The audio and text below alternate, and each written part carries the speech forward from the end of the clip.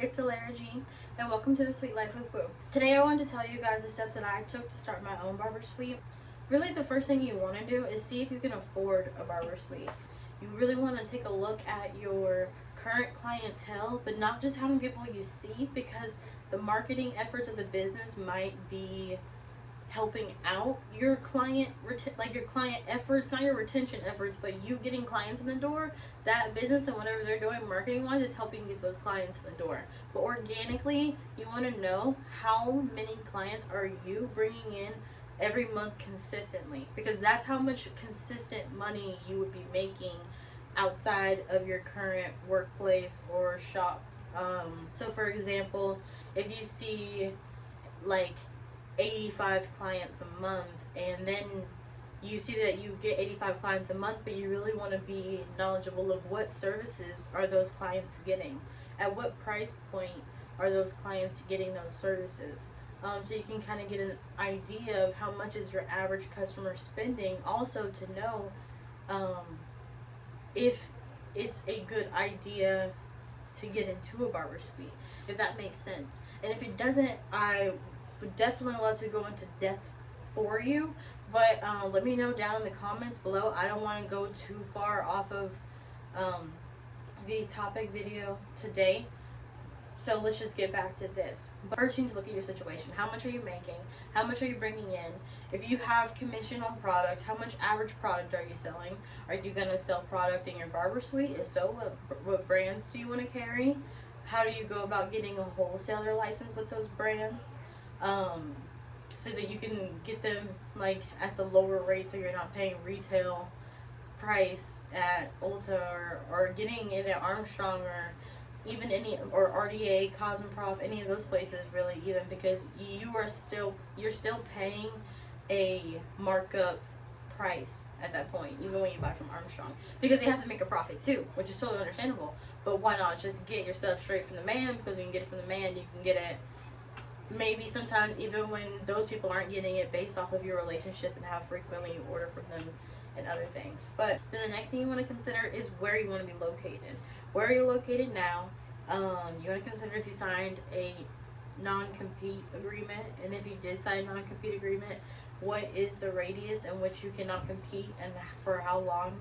And then start looking at places, studio suites, salon suites, booth rentals, whatever format you want to get into outside of that. Personally, I wanted a salon suite. I wanted my own space. I wanted my own vibe. I want to start creating my own brand that I can eventually grow. And honestly, it's been amazing. We're about to hit a year on March 3rd. Location matters. I think that the parking lot size matters. I'm worried. I would worry. Have you ever had a dream that you had about like the congestion of the parking lot? Is it kind of like by itself? Is it in a busy parking lot? Is there enough parking spaces? Where are you parking? I prefer parking in like the back, like having separate parking from clients. So that was a big thing for me, and I do have like access to just come through the back and scan to the door. I am with Sola Salon Studios. I love Sola. 10 out of 10, highly recommend. Do you want to be around like food conveniences? I'm next to Kroger, which actually ends up being pretty good for like when parents come to me, like with the teenagers mainly. Some of them are comfortable dropping off their younger kids, so they've been coming to me forever, and it's just we've established trust. But they'll just pop on over to the grocery store, and then the shop I worked at, there was a car wash next door, and sometimes I switch into a British accent. I can't control it. It just happens. It's just like my mind starts turning, you know. Personally, because I'm a little awkward, a little shy, if you will, when it comes to like having to reach out to people and then like schedule a meeting in person and then like have them take me on a tour while I'm like judging their salon suites. I mean, yeah, there might be questions that I have, but then I'm the type of person I just like walk through by myself, follow up by email with any questions I have you answer me, and then like I'll know if it's a good fit for me. But I know some people want to do the whole get to know you, get to know the vibe, but that's just personally not me. But with that being said, I highly suggest just driving around and kind of seeing what suites are in the area, or just kind of what's in the area, what's available in the area. It kind of gets your mind going, kind of gets your brain thinking like, okay, where can I see myself? It'll even get you thinking about kind of how you see your brand, and we'll kind of get to like what that means in like later videos. But just trust me, just get out there, just start doing it, just plant the seed.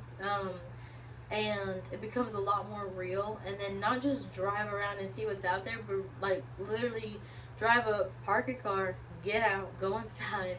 Even sometimes if it was a type of suites that were like locked from the outside no matter what time of day, I would wait for somebody to go and to the door for their hair appointment.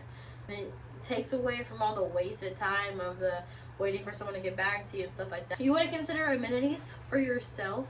um like I have a washer and dryer unit, there is a break room here, um the scanning in, like we have a call box out in front, or clients on Sundays the doors lock. I do like that it locks after hours too. That makes me feel safe, especially since I'm gonna probably be recording up here later in the day.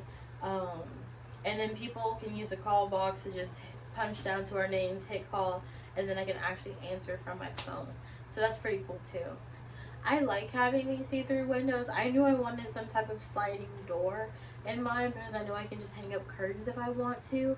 Um, but there's some studio suites. There's even suites in this salon suite building that are actual physical doors, like door handle doors. And I mean, those are cool too. They have a different effect, but I feel like I would want a door once I have like a physical standalone location. And that's just something that's my personal preference, but that's why it's important for you guys to get out there and see what it is that you like and don't like, so that you can get to know kind of your personal preferences, your tastes, and what's going to appeal to your not just your current clients, but what's going to appeal to the clients that you also want to attract.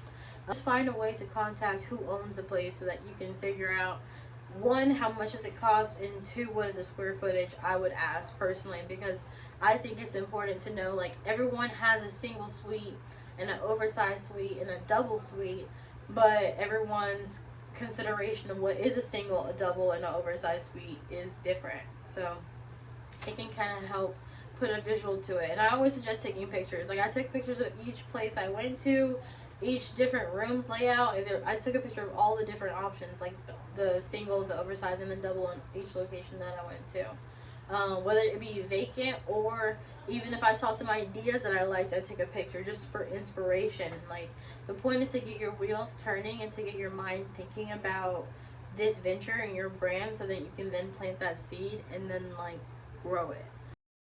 And if you decide that it's a good fit for you, then it's time to get serious about moving into your suite. So then the next steps would be to file an LLC in your state. Every state probably has different fees and instructions for what goes into filing your LLC. I personally would suggest an LLC just because of the word that I'm thinking of is, it's like coverage, but it's not coverage. But like, you just get that CYA, you know what I mean? So that's just important, like, when it comes to any legal issues. And it's not necessarily always about the right now. Sometimes you're really planning for the future and those unexpected things in the future. And the LLC is really one thing that is a one-time fee in business. There's going to be so many things that you have to repeatedly pay for over and over and over again. So if it's only, like, for me in the state of Texas, it was only $300. But as far as I'm concerned, that was a $300. That was a peace of mind for me. To get a mini salon license, again, I am in the state of Texas. Sometimes these things are different. The leasing agent should let you know what you need. So maybe at the time that you contact the leasing agent, you can then ask those questions. What documentations would I need before moving into my own studio suite? You do have to get insurance. I get mine through Sola. They just renew it every year with my leasing contract, so that's easy there. It's like $130, and I think my mini salon license was about $60. It really wasn't much. You just apply for it. You don't take a test. You don't take courses or anything.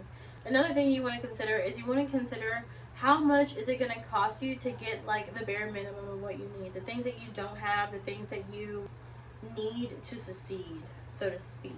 Like for me, my non-negotiables was, I for sure needed a fan, because sometimes it can get hot, when the temperature be fluctuated. That was just for my own personal gain. I needed a hot towel warmer for sure. I needed the light that I'm using right now. It's called the gooseneck light. Thank you, YouTube Barber, for that. Love that lighting video. That's also a good video. I'll tag that below. He has a lot of good videos about setting up your station in different ways to set up your station so to be efficient for you and in such a small space. My biggest thing is I wanted everything to kind of go up so that like there'd be more space throughout, so like I can have a seating area and I can have like my little mini fridge and my Keurig, my retail station, and there's still like a whole section over there with like my TV and stuff. So it's pretty cool. I'll do a room tour if you guys want me to. Just let me know in the description below. Calculate the amount of what you need to like be good, be square, be solid. And this is just bare minimum, like equipment, materials, like things that actually add value to your business, not just aesthetic things, not just things you want, but to get even if you're doing hair color and you need like a large hair color order, like you need to talk to some vendors, figure out how much is it gonna, like there's always intro specials. Like people always tell you if you buy 50, like I bought like maybe, I don't know, like anywhere from like 30 maybe to 50 shades of Riken, shades EQ for like an intro kit. But with that I got like a cape and I got applicator bottles and I got like mixing bowls, so things to help, you know, long term. And I put in some product orders. Like I started off with Layrite. Love Layrite. It's always a good backup, but I've just recently more geared my men's hair products from Victory Barber, which I really love. I'll leave my link in the description below for them too if you want to try them out. And I think I have a coupon code too, so I'll link that below too if you guys want to use that. I think maybe for, I mean anything. Oh well, I don't know how much it is off. I'll put it below. And my cape is from Illuzien. I can put that down below. I have a coupon for that too. But yeah, anything I have that like can help you guys get started, any resources, we'll always just put them below. And if they're not below, then they'll be in my email newsletter, and I'll always send out new resources as I find them. If you guys want to subscribe to my newsletter down below, and be the first to get all the information on the deets, you know. So other than that, I mean, that's really it. Then you get to do the fun part. You pay them your money, and then you get to think about decor and amenities. What do you want to offer? Like for me, my fridge was a huge thing. My Keurig was a huge thing. Having alcohol was a huge thing for me. For my clients, I wanted to add on to the experience. I have a facial steamer, and then just having like I'm big on educating the client, so like having like even like little descriptors, and just like it affected my setup and just like keeping my branding consistent. So having like a background from when I take pictures of my clients, is my chair is actually like right here.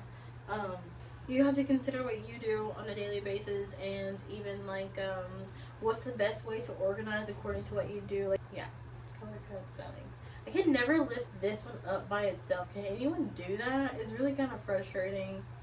Like, and then this one doesn't like. Okay, let me just, okay, anyways, yeah, so that's really all the steps that you need to get started. I hope this video has been helpful. I had fun doing this. I've been a little scared to get my videos out there, but I feel a lot better about it.